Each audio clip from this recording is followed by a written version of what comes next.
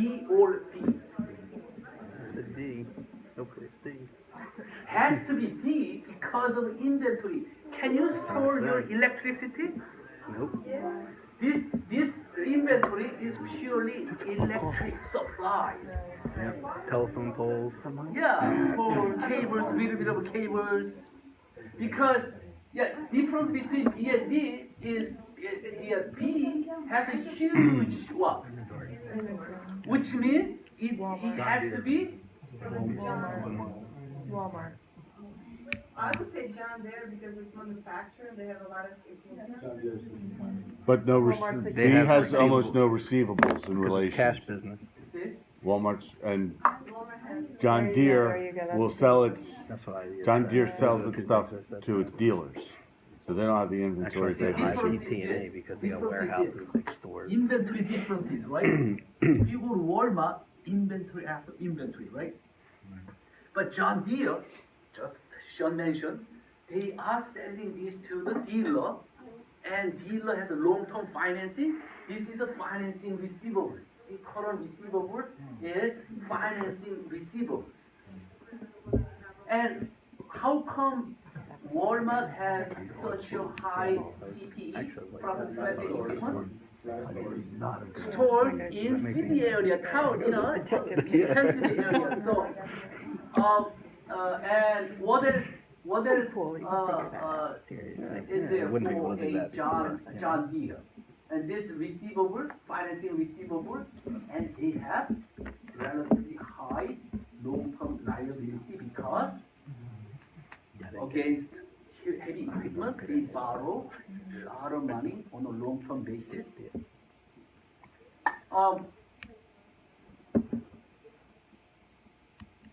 Well, if you look at here, you can do 2-3 items for each company. I just asked 2. So here, I look at first. If you, how many of you got all 4 questions? Like a company, right? That's good. And then reason for selection. Based upon that. Can we do all of them like that? Yeah. Right, now that they're fresh Can we and do the already rest of break these? them right now. It's still comfortable. This is how financial analysts work.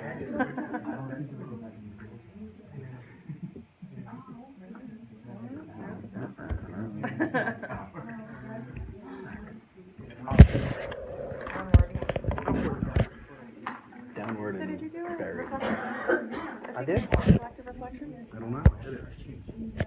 I did it What do you too. mean? For the other class. Next class. If he doesn't, then Yeah, but put like stuff that down email his that he throat. sent the other day didn't say, hey, your reflection is due. I think It it's just said, hey, assumed read this though. stuff. I think it's assumed though. See, we already cover a lot of topics in module 7, Yeah. and there are one major topic that I want to really go over today, bond pricing. As long as we understand bond pricing, everything else we already talked about, including bond rating.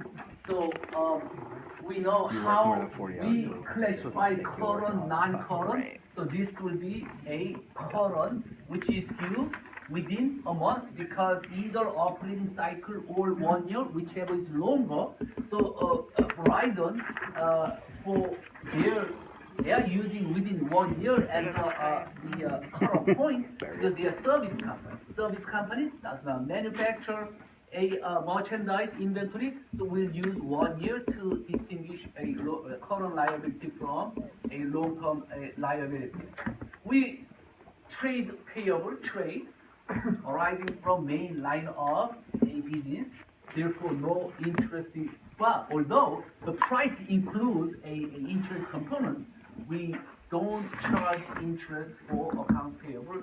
Accrued liability, taxes, and all other the money you owe to a government and local utility companies.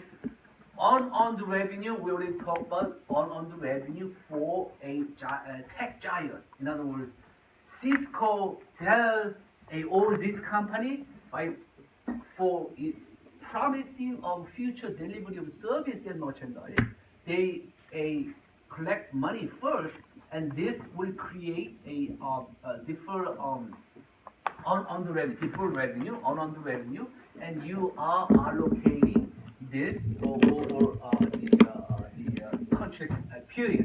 So we know how we reverse this on the revenue. On the revenue will be on the revenue by collecting a cash and a recognizing revenue. So this is customer deposit, subscription, and prepayment.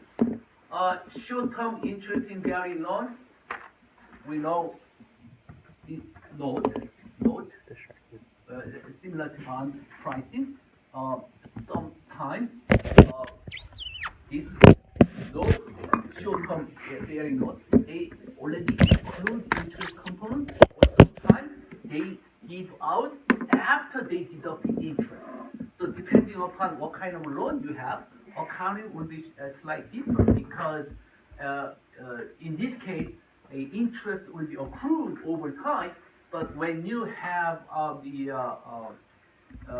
loan amount after excluding a interest expense upfront, you have to allocate interest expense over time. And interest expense recognition will be the same. And we already talk about out of installment debt, every year you have to pay down your long-term debt, and the money you owe within a year will be current maturities or current portion of long-term debt. And we already did, well, I don't think we need to go over this accounts payable. Turnover, we can do same thing for accounts receivable and accounts payable here. And accounts payable will tell you, we did this exercise with the ratio, analysis. This accounts payable outstanding, accounts payable turnover, it's just like account receivable turnover and account receivable days outstanding. In other words, how many times you pay over average balance of accounts payable during the year, as opposed to here, how many days you need to pay out your accounts payable. And this is a good indication of short-term liquidity, as you saw from accounts receivable turnover ratio, and this will be mirror image of same transaction, the other side. And by matching this with account receivable, you see cash flow coming in and coming out.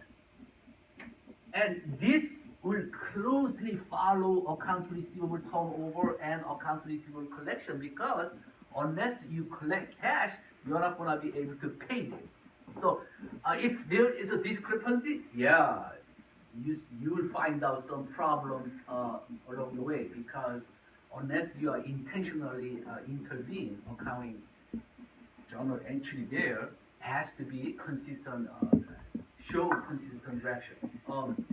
Accrued liability here, expense, it can be any utility expense, wages expense, here accrued vacation salary, and here any other expense arising from your operation, and interest payable, tax payable.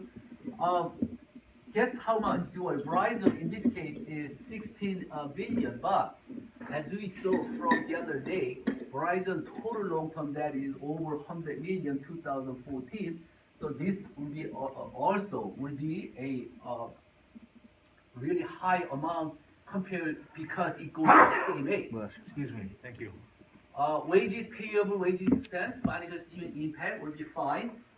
We already know how accounting for this, because even if cash goes out next month, you have to recognize expense this month to recognize a matching concept. You match cost of this using manpower, labor, against the revenue you are generating, and has to happen at the same time, same period. That's why it is according to a matching concept. You have to recognize it same period. We already did this contingent liabilities. If I refresh your memory briefly, this contingent liability roughly will be doing this. Three different cases, and we already know. Three different cases of a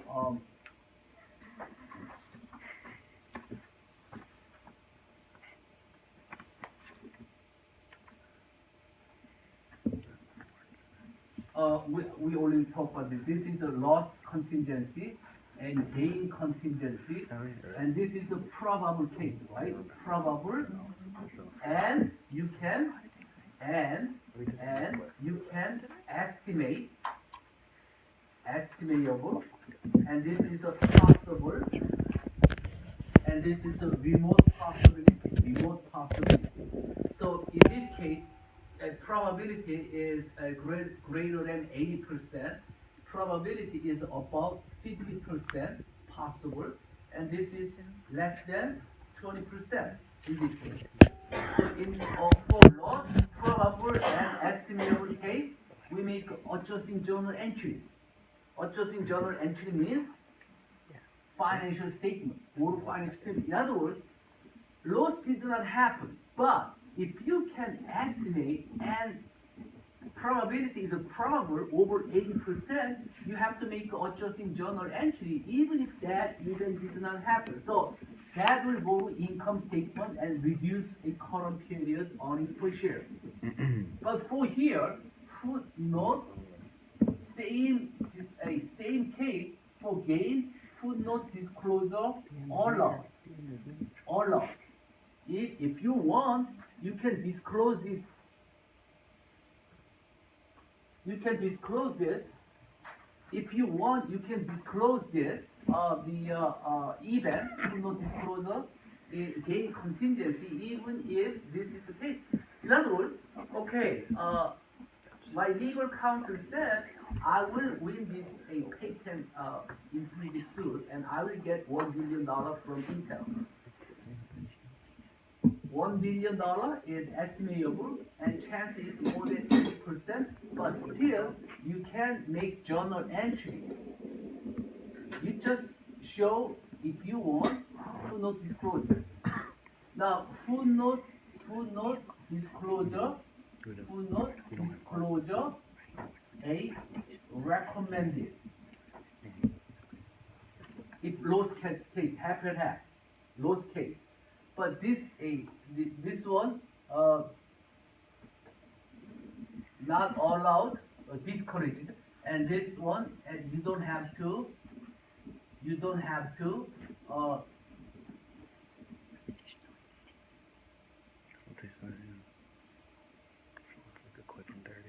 report.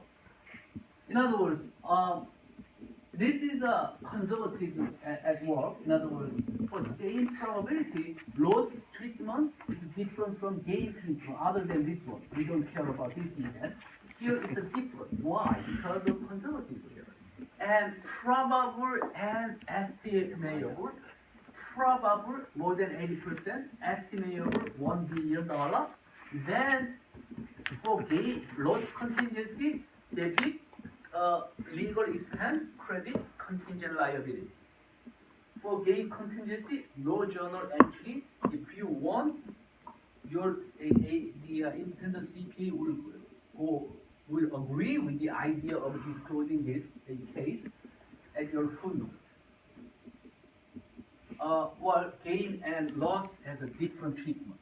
We should be very careful about the different treatment here. And warranty liability. You recognize warranty expense first when you sold out 100 units of Harley Davidson.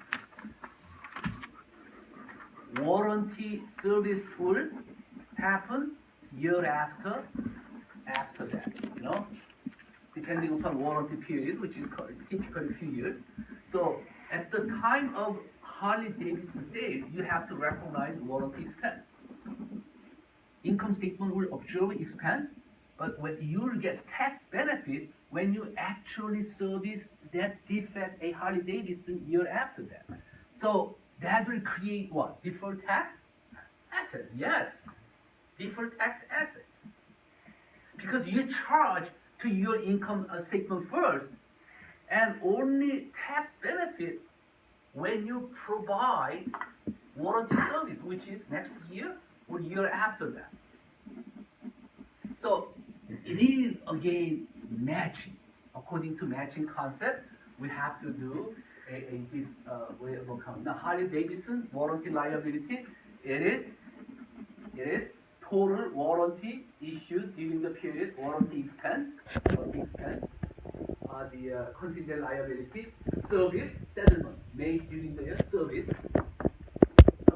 You reverse the contingent liability, and debit will be contingent liability. You set aside here contingent, and credit will be parts and labor, cash you pay, and that will be this. And record and change pre-existing warranty liability. Certified pre-owned. See? Certified pre-owned. They said this it is as expensive as a new one, you know. They say we checked it, so it is as good as a new one. So this is coming from certified pre-owned. So if the ending balance of a warranty liability at the end of this is beginning balance and issue, settle, pre-owned, ending balance, beginning, ending. So if you look at here, you look at what all you need here is the sales amount in 2010, 11, 12. Sales amount, how much they recognize this.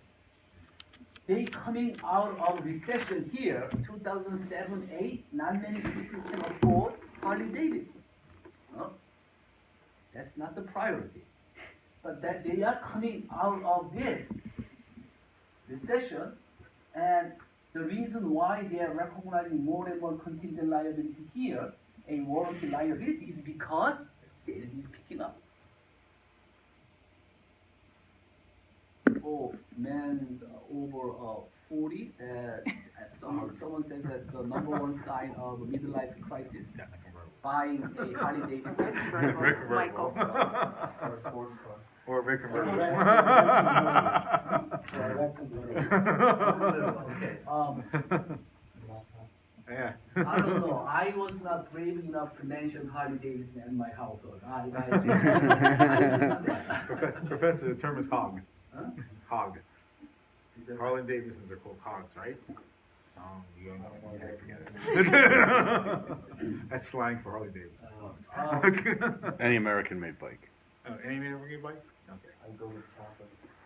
See, short-term bank loan and current maturities of long-term debt. We already know current maturities of long-term debt from serial bond, and that's a non-operating liability because it's long-term financing, part of long-term financing, so it has to be non-operating. And short-term bank loan will be also non-operating. Now, this is a interest-bearing loan. In other words, here, seasonal current asset. Your major operation is over the summer, whichever that industry is. For the retail, November, December, January. So this graph for a retail, Sears or any other retail Target, they will have a huge spike here, up to here, but they don't have not much activity here.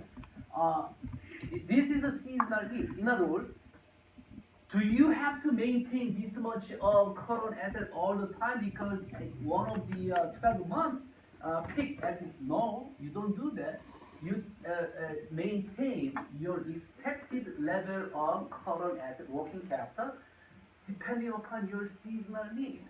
So how this one, while you are maintaining this one you can bridge your loan. Now you borrow money just for 3-4 months of summer, minimizing the cost, opportunity cost of keeping reasonable amount of working capital and saving interest expense by not borrowing too much here and here. And that's the accountant's job with the controllers and a CFO. The forecast, that's why budget is so important. Budget has to include all the operating activity. That's why you develop purchase budget, labor budget, and everything has to jive into one gigantic budget statement. If one event happens here, that will trigger across the organization.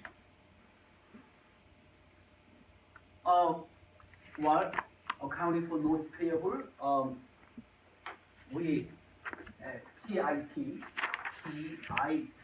but here you have to make the calculate the carefully because time period must adjust. Common mistake would be multiplied by 3. That's not 3 months of interest. That's 3 years of interest. Other than that, journal entry will be, this is the adjusting journal entry from earlier part of the discussion. Approving plan. Bond pricing. Now, this is the one a computation we need to do. We all know, we just stop at some point because we are not sure about. Now, let me do just simple illustrations and we'll make a journal entry.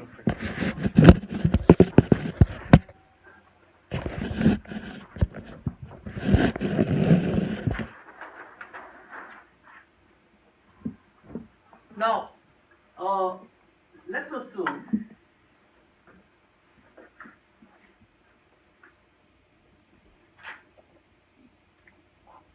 ABC, for example, issue 100,000 bond, semi-annual interest payment, July 1st and April 1st. This is the semi-annual interest payment on, let's say, this January 1st, X1, and this is coupon interest rate is 10% coupon, and market yield for similar instrument with a similar risk, market yield is, let's say, 8%. 8%. And this is a 5-year bond. 5-year bond to make our example simpler. If this is the case, question is, how much is a value of a bond at the time of issue? So here, if you look at here, this is a 5-year bond. 5-year bond. If you have this bond, company ABC will pay you how much of interest every 6 months, semi-annual? 5%. 10%? 5. So 5%, this is the annual interest payment. So 5% each, so 5,000 every 6 months.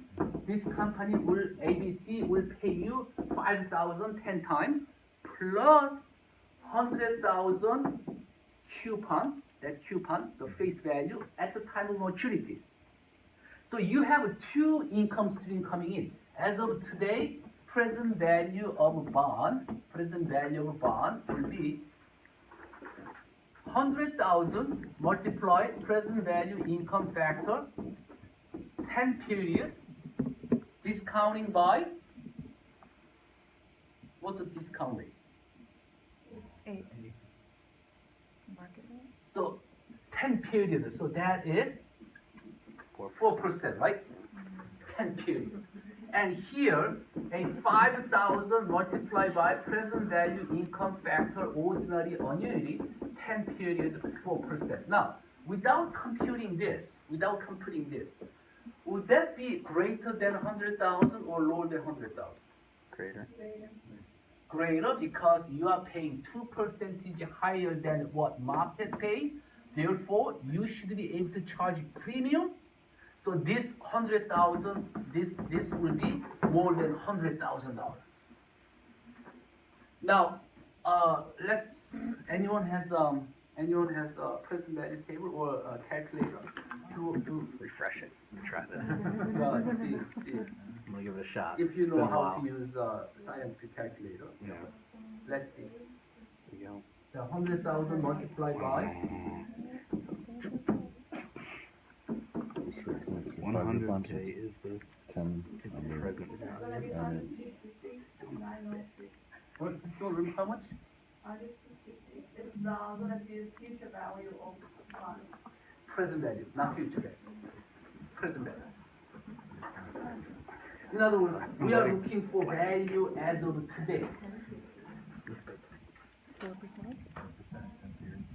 Yeah, but there's nothing that's Huge facts, 100. future value. Master of Accountants Not my Excel spreadsheet. is having a little bit of trouble computing future value on the calculator. Yeah. So we got Excel. Hop and fix. I got 108,000. Is that right? In total? Yeah. Is that what you got? Total, combined together, No, 108,000. that's just at the 100K. Oh, this, Yeah, so that's 100. this is 108,000. Both come together? Or only, or just this one? Okay, so 5,000 multiply this one is how much? Present value income factor ordinary unit. Table number usually 3.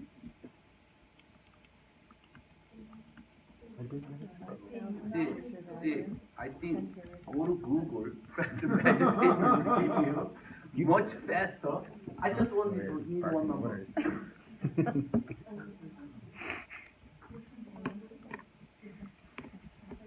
That's gonna bother me. I think I did both because I put the periods in. 30. Would that be less than 5? Present value equals negative, so future Oh, value this equals- one is how much? No, I did a glare, I was looking Yeah, at but the, it's Five it's thousand. gonna be less than 5. so this is value of 5,000. Present annuity 10 times. It's like a cash flow thing, right? Cash flow. So loan. More of the cash now flow. you wanna Yeah. compute present value of 10 and then add them up? That would be too much. No. That might. Yeah. What was that? Correct? Present value. Just do the Excel spreadsheet. Go to Google. Oh, it's gonna bother me. It's gonna bother me. I think 108 for both because I include the payments. in there. Right, That's funding for both? Yeah. that's what I'm saying. For both? Yeah, because I include the payments The present value of. of all the payments. payments. All together, yeah. Yeah. No, because I did payment 5. Oh, you did. Yeah, I It did. seems to me we have a, So we should, I did future value. seems to is be we have 100K is the future value, right? Right. 5 is the payment. Right here. 10 is the N, and the interest is 4%. Commute the present value, 108. Angry guys, if you was here, you'd be like, what's going on? You guys, you make me look bad. 4% interest, pu- 30, 108, 110. Right? 3110. This one? No, 3110, just 3110. Oh, this is just like. I just did them both in the one. I just included the That's payments. only one payment, 3110. One present value of 5. You know, Yeah. This is not a Got a couple reflection weeks. on Professor Peterson, this is us. Calculator, we're having a hard time with. I used to use Excel spreadsheets. Yeah, I did. Future value is 100K. Payments of 5. Interest of 4%. 10 periods, and I got 108,000. So I think that's the. put the 8,000. Yeah, so I think that's the combined for both.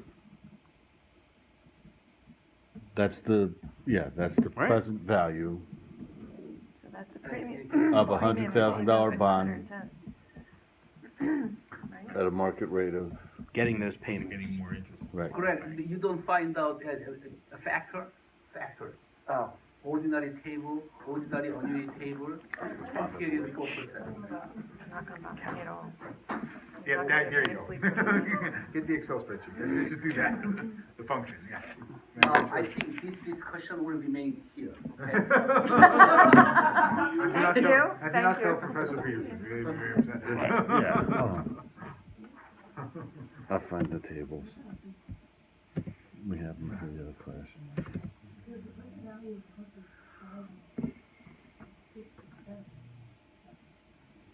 This one is, 67, right? Like 67,556. this one is. He wants the actual No, no. factor. 67,556, and this factor is therefore 0.6755, right? to multiply this, you got this one. 1109. This is 8 whack. point 1109. 1109. So this will be 4,000 or 4,505 4 about Yeah, 5, yeah, 4,555. or 455. So this one add them up. This will be 100.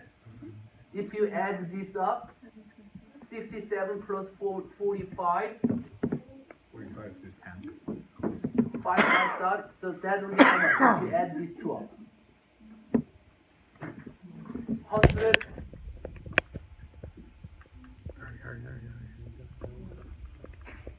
113, 111. 113 111. Thank you. Now That I can do. check these numbers, okay? I course. just use this number as if you do this right now. Here 6755 and 8.11. What is that? How would you best describe 0.675? Your client came into your office, consulting office, with $1 million investment money, and you have to explain bond and stock, and half of them bond, half of them stock. Now, how would you explain this one? What is the 0.6755? This person doesn't have any accounting, economics, finance background. He simply has money from endowment, inheritance. What is it? 0.6755?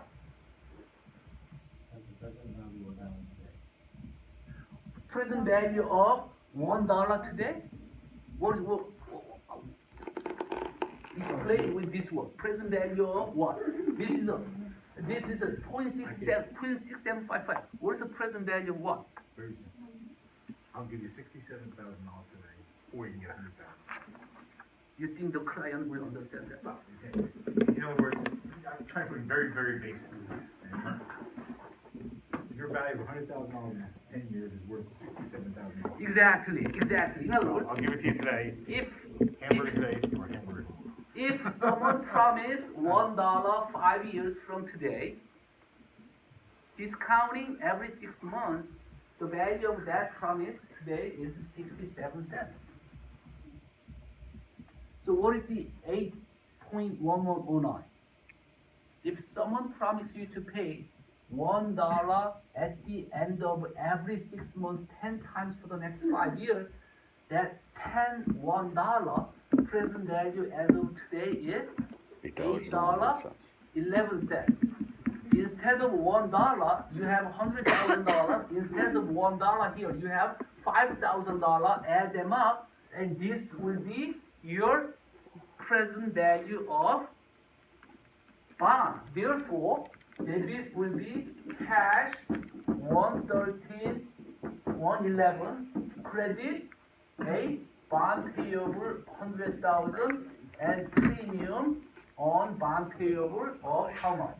113, 111. Assuming these are correct, please check. I don't know. Right?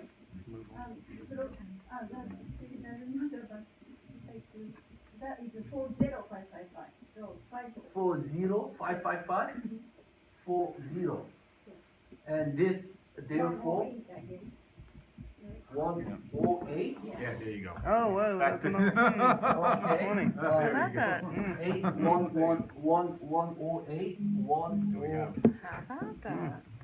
That was a slight mistake. Yeah, that's the number you came up with. $5,000. Yeah, I did, didn't I? Well, we both came up with that number. So if you have that, You're right.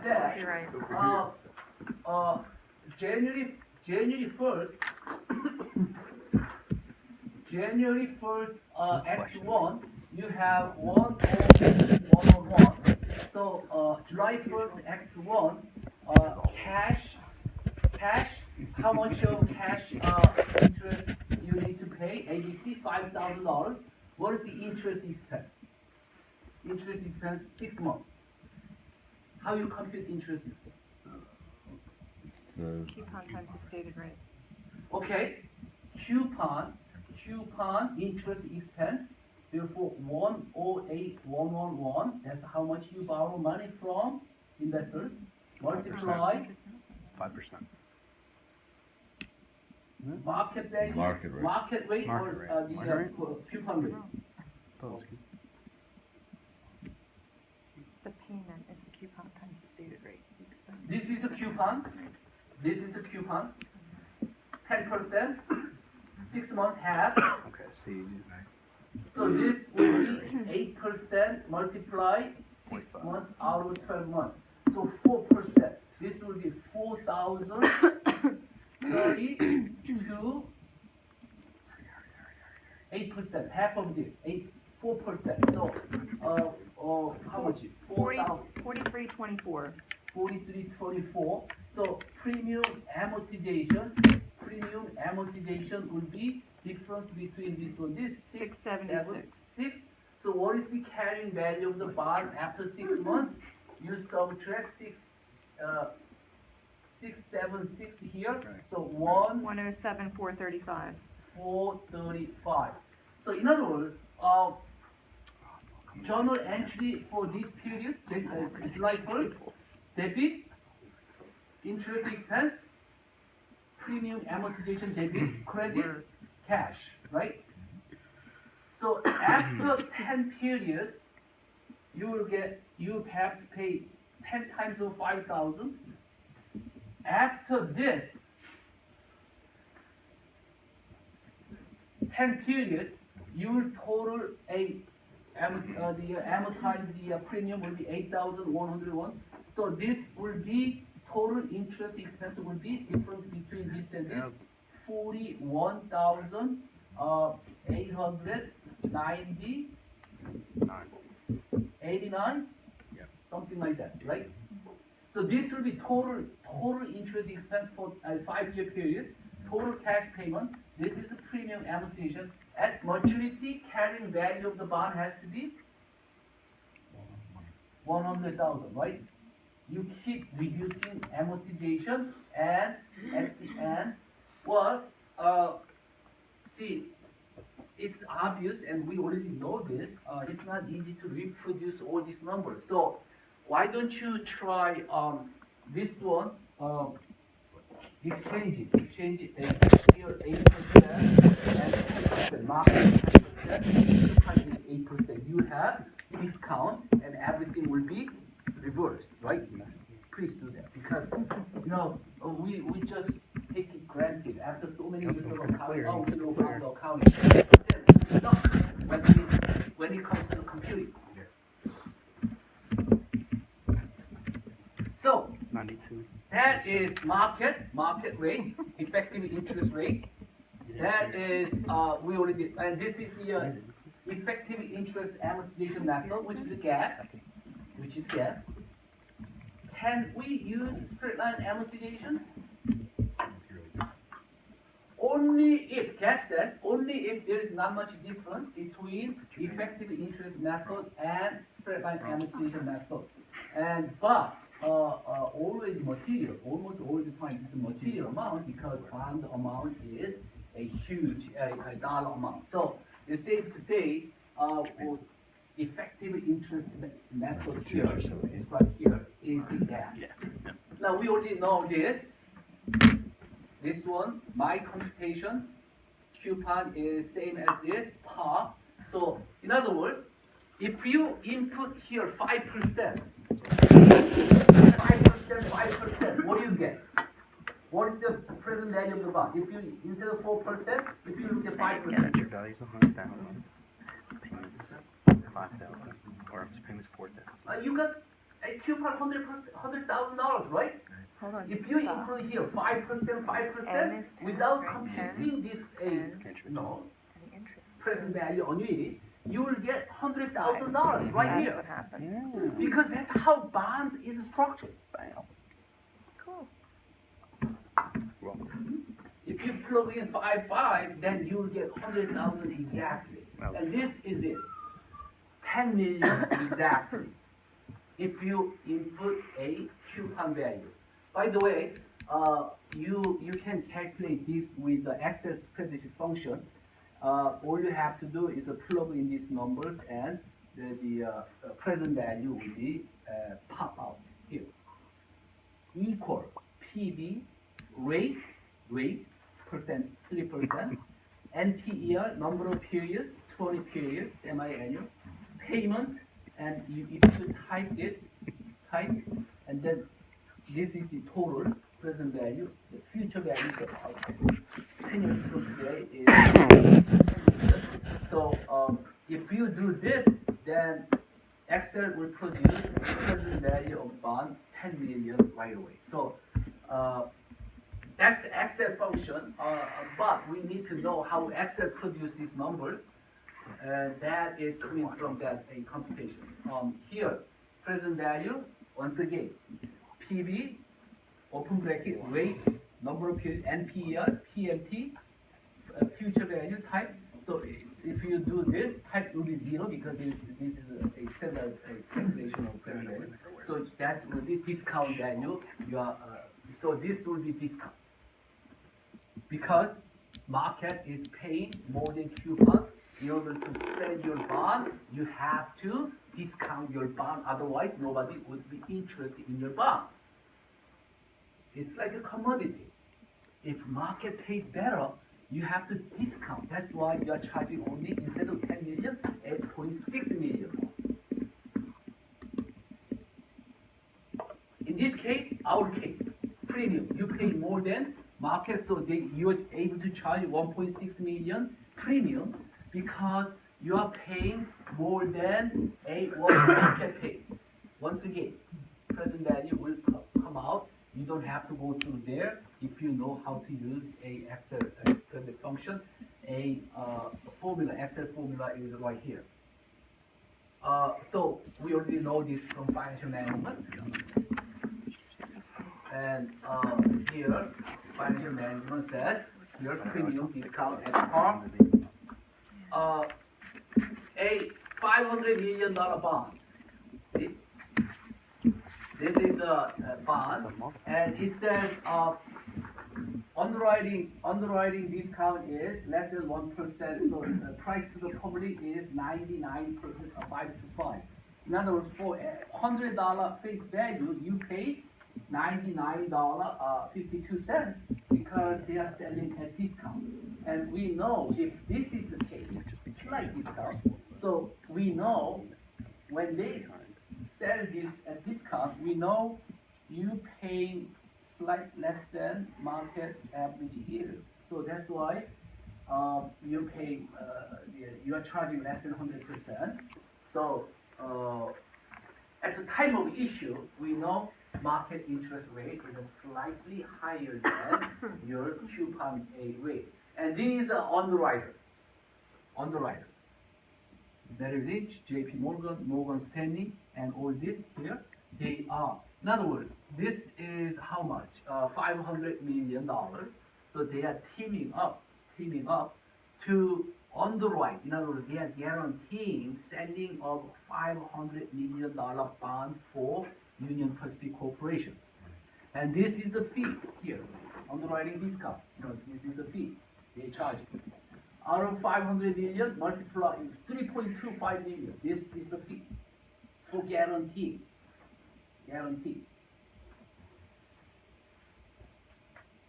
But average size of issue for Fortune 100 is $2 billion.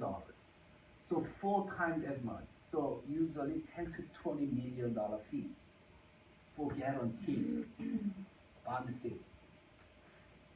Lot of money. $20 million. Well, I guess they are big enough to guarantee the sale of bond. What if they don't sell bond?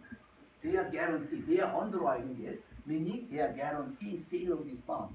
They are buying themselves. That's why they are charging this much.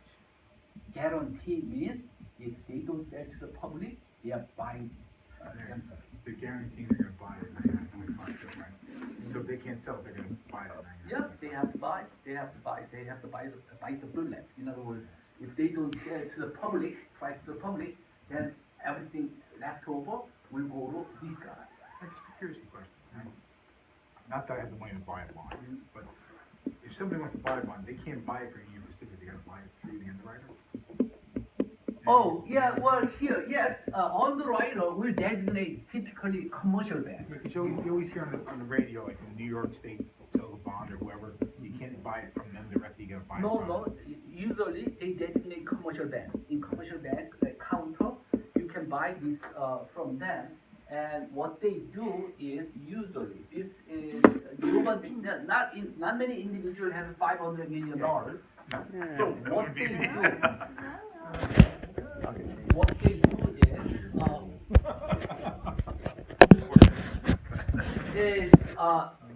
is $1,000 bond is 1 unit. 1 unit is $1,000. So I can place order of, they can say minimum order of 5 units. Meaning you have to have $5,000 to purchase a piece of this bond. There is a transaction cost, so they might say, well, 20 units, 30 units, depending upon a size and deal, or depending upon demand for this bond. So they would price it at say 99.5. They would tell you, I've seen they quote them like 101 or 99. That's what you're gonna get for that thousand. Yep, and this is exactly, and this is fairly low in this case. I think risk associated with Union Pacific Corporation. What is their product? Railroad. Railroad. Not much risk, right? That's why fee is fairly low. They are taking low risk. Minimum. Railroad, if something goes wrong, they have a huge fixed asset you can go after. But can you imagine this is high tech, you know? Only soft assets.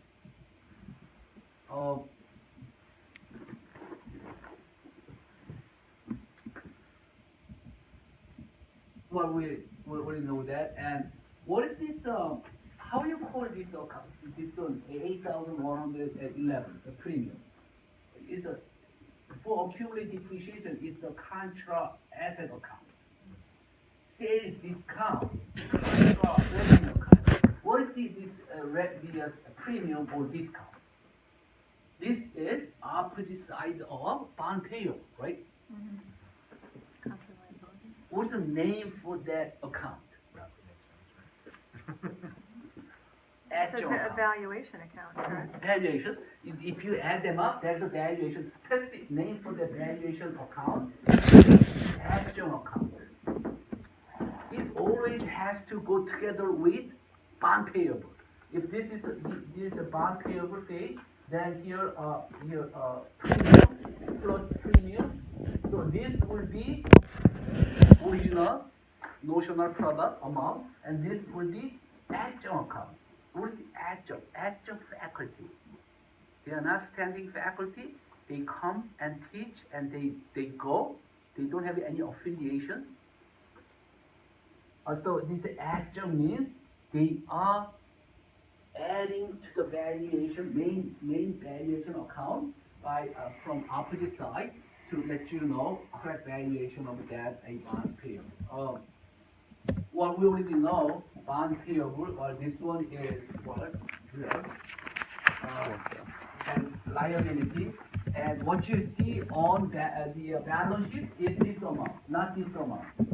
You can show full amount, but mostly they show only the bond payable net amount. But all the case, your bond payable will have a even dollar amount. If that is only face amount, you should see clean, nice, 0, all the way up to $10 billion.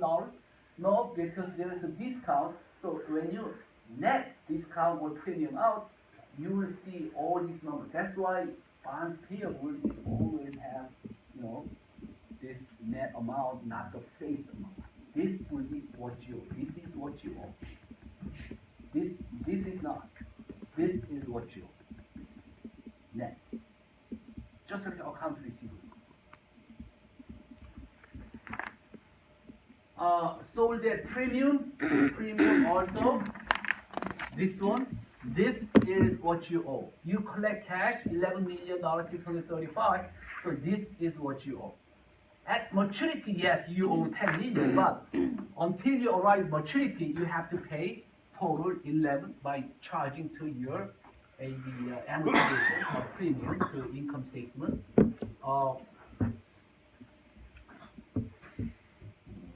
Yeah, what? This one. And this one is obvious, and this one just simply this one just simply show formula. But then let's look at discount is this.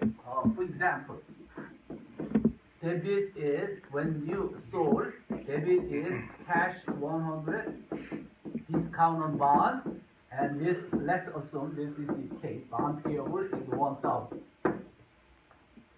And this is a discount case, discount. Let's say straight line amortization, 10-year period, 10 period, divided by 10. So 10 period, 100. So debit will be, remember, in order to amortize debit account, you have to discount amortization 110, 100. What will be a the debit account? Yeah, interest expense. Yes, interest expense. Expense debit account is to increase your expense, right? Yeah, you just increase like $10 from amortization of discount. This is this. And premium will be opposite. Therefore, premium amortization will decrease this. So, if this is the case, if this is the discount and premium case is opposite, if this is the case, on statement of cash flow, you start with net income and non-cash item. You have first non-cash item plus minus non-cash item plus minus a working capital account. In a current asset, current liability account, this will be CFO for the period. Cash flow for the operation. Now, how would you handle bond discount right here? This is a non-cash item. Non-cash item. As you can see, there is no cash involved. This is the adjustment of your account at the end of the period, adjusting journal entry, non-cash account, but that decrease your income. So how would you handle that here? Add that discount. Yeah, because here by adding this to your interest expense, you reduce income, but that doesn't require cash payment. Therefore, when you compute CFO, you have to add back plus discount minus premium. If we are comfortable up to this point, we understand bond accounting, cash flow, everything about this. But that's a very important factor. And when you have a Verizon case, huge $100 billion, more than $100 billion long-term debt, yeah, this will be sizable amount.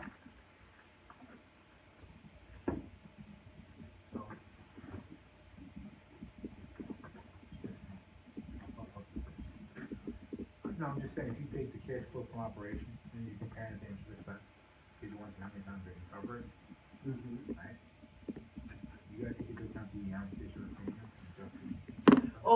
See, this one is only for amortization only, but But we don't have this. You see, on cash flow statement, we don't adjust this, right? Right. So this is the main interest expense. Interest expense will go up by discount amortization, go down by premium amortization. Right. That margin, that will show up in cash flow. Right. I'm trying to say, like, if I have $100 in cash flow, that comes adjustments, and now I'm gonna compare it to interest expense. My interest expense is including discount with premium. I'm trying to say? Should I just be Oh, looking- here, income statement, yeah. Should I just be looking at cash interest paid? If I wanna look at cash flow covering, But cash interest paid will not show up in income statement. Absolutely not. But here, you don't see cash paid in interest, you see only amortization. So we are working backward Right. to find out, since we are adjusting from net income to cash flow, what was the impact of this on net income? Right. So we are doing opposite way to find out. right, so what I'm trying to say, right, is I wanna see, I got that, that's cash, boom, right? But I wanna see how they're covering the interest in relation to that. So my interest expense on the income statement is gonna include the amortization. Of course, Right? of course, yes. So there's no way, I'm getting too deep, I'll talk to you later. But what I'm trying to say is, let's say a company's making $100 on interest expense, right? Mhm. $50 of it is actual cash flow out the door. $50 of it is the amortization discount. Mhm. Now I'm gonna the cash flow, to get $200 in cash flow, right? So do I wanna compare that to the 200, to the $100 interest expense, there's a non-cash portion there. Or do I wanna compare that 200 to the 50? the actual But cash yeah, flow? yeah, 200, 100. Right, Yeah, total interest expense. yeah, Because the reason why you have a discount or a premium here in the first place, there is a difference between market and your payment, and that has to go into your income statement. So $100 in your case, $100 will be genuine interest expense, $200 will be cash flow, right. so covering twice the portion. Is a valid- right. Yep, yep. So that would be a valid metric, you take cash flow of operations compared to. Yeah, how many times? That's why you have a fund ratio, coverage ratio, right? Right. We cover all these fund coverage ratios. Thank you, sorry. Sure. No. The question we all have, Because we're looking at that in our case, we got a lot of debt. see? We're gonna key on that. You know, what's going on in cash flow, the debt level is getting tremendous. Anyway, sorry, didn't mean to take it away from you guys. No, everyone need, everyone has long-term debt on their Here, this is a premium amortization, discount amortization, this one. So we already know interest expense, and interest expense is, here, this one multiplied by my interest rate and adjust by period, 6 months, 12 months, and paid difference between this and this must be amortization, and you are subtracting this amortization from here to get 14,000, and you subtract here to get 11,000. So at the end of the period, discount balance must be 0, and this is the coupon value. And this is a premium amortization, exactly same except for the number here, except for the number. They have a couple more columns, but we don't need it. Interest expense is, they have interest expense column here. They made extra column, and cash paid, premium amortization, premium dollars, that's what they have extra. And here, at the end, same $600,000. So, what? Look at here. Issuer will have an option. When they borrow money, look, when after 5 years of 30-year a bond payable, after 5 years, we have an option to retire at our option level. At our choice, we can retire our debt. In fourth quarter, Apple retired 7.7 billion long-term debt. Loss consists of premium to notes payable write-up is 1.83 billion, was partially offset by gain of this. So, and relate to the unwinding of interest rate swaps relate to the portion of the debt. In other words, by early retiring, you have to break up your derivative, which was interest rate swap, and penalty was $1.83 billion by taking yourself out of that the derivative contract. So, see, 1.83479, that's the net cost of this, net loss of early retirement of debt, there are a number of reasons why they do this. In other words, even with the losses, they will choose to retire that early because number one, that's a very reasonable way of using your cash. Number two, you're expecting interest expense will go up if that is a variable debt. Number three, you're having too much income anyway. By charging this much to your income statement, my tax obligation will go down. Number of reasons.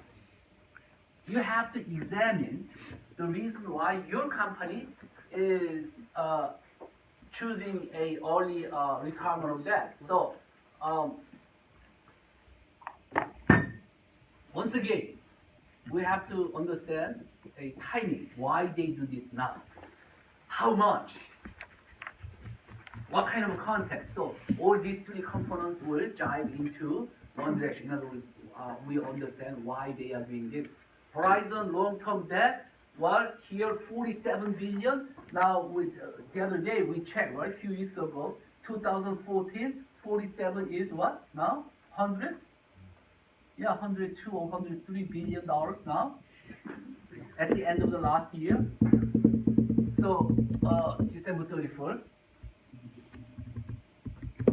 So this is here unamortized discount net of premium. Discount is this discount, meaning on the average they are paying less than market interest average.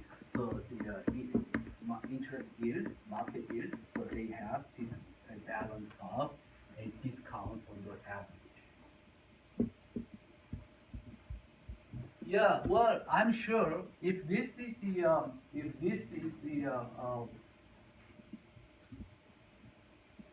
100 billion, it's twice as much this year.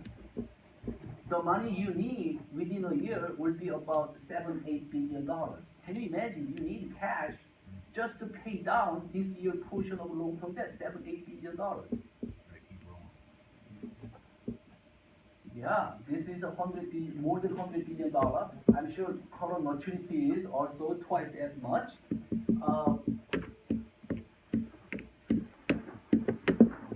This is how much they need. The maturity of long-term debt, see, 1.463, but then now that will be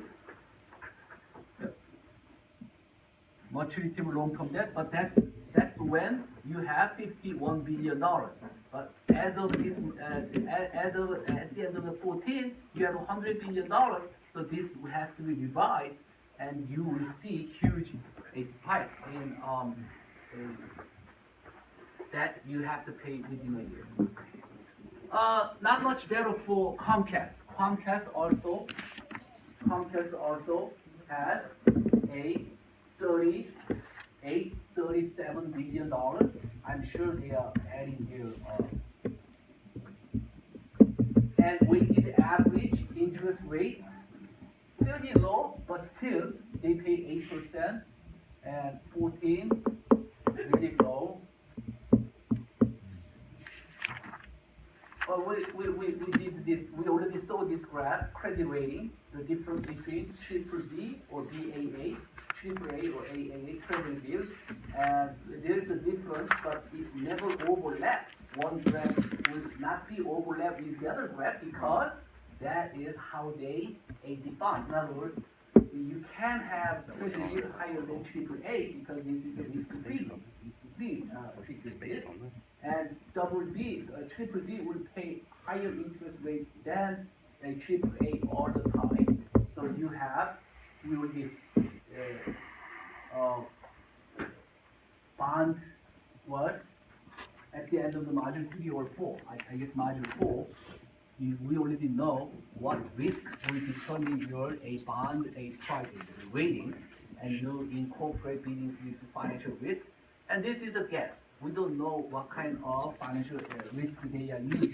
What I can tell is they are adding 10, 20, 30-year long-term stock price volatility. In other words, beta. Beta will be part of this financial risk. And we already saw this graph, right, at the end of the module 4 or 5. You see only graph. And this is the indication that the bond rating works, because this is almost all the time here, from here to there, this is a linear increasing function. Higher, lower, all the way through, except for the few exceptions. That means this bond rating works with respect to a financial reporting. Useful ratios. And I emphasize special the column here, CapEx depreciation. They are downsizing because they don't have access to financing market. They are maintaining, but they are increasing their operation because they are investing more than a depreciation. What was the sign of this broken hill curve here? Everyone's pushing again. Pushing. Yeah, lobby. We say this is the lobby here, lobby. Because they pay much lower interest here, using financial statement, they will push hard to get over We talked bright line effect. We say bright line effect to get over to a investment grade. And that is well documented. Some few average ratios here, coverage ratios. This is the ratio. This EBITDA over a average asset,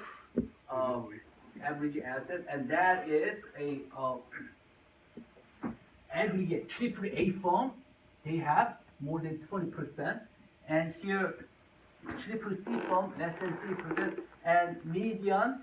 And here you have average BB, average A, double A, and in between you have this a industry. But this industry, there's nothing wrong to be here because that's the industry average. But within that industry, you find out deviation, whether they are here or here, because they show only average. Margin, similar pattern of 10-year differences for a whether financial ratio makes sense or not. 10-year differences. Well, market has been growing over 10-year period. So you see at the end of the decade is much larger than beginning of the decade over 10-year period for market cap. In other words, increase 45% there. Current ratio slightly higher. Book leverage is half of the at the end of the decade, half of the beginning of the decade. Why? Book leverage means market value is getting bigger, so this has to be reverse side. In other words, market leverage will be the other side. The other side.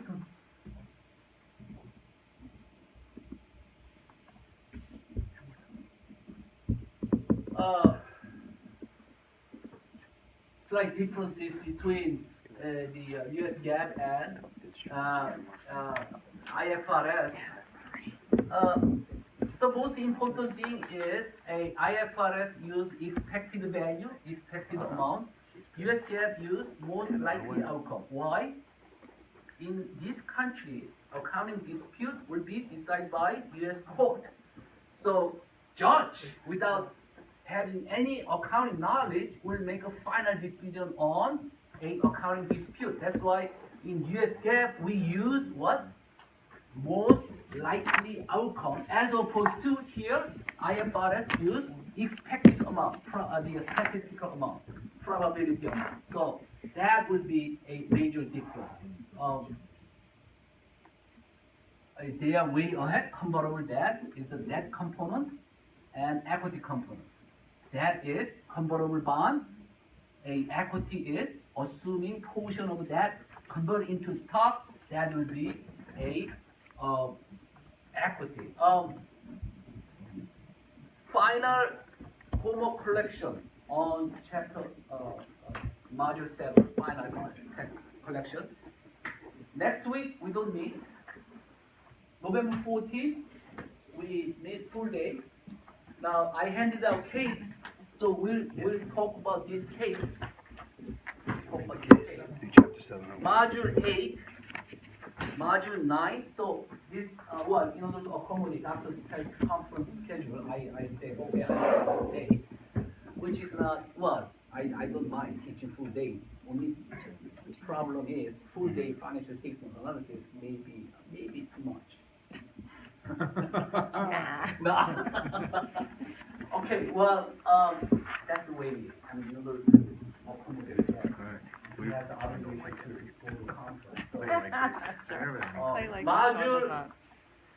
module 8, 9, no homework, but module 8, 9, and this case, that's my goal, okay? And during the next 2 weeks, if you are ready, if you think you are ready, your team is ready, I will take one sample presentation on 2 weeks from today. One sample presentation, if you think you are ready. So that gives clear direction for the entire presentation in the final week. If there is a volunteer team, not required, I'm not looking for a one team presentation. If you think, well, there is no more a improvement over this project, this is perfect, I'll take one presentation, 2 weeks. Otherwise, let's make some serious progress on the project and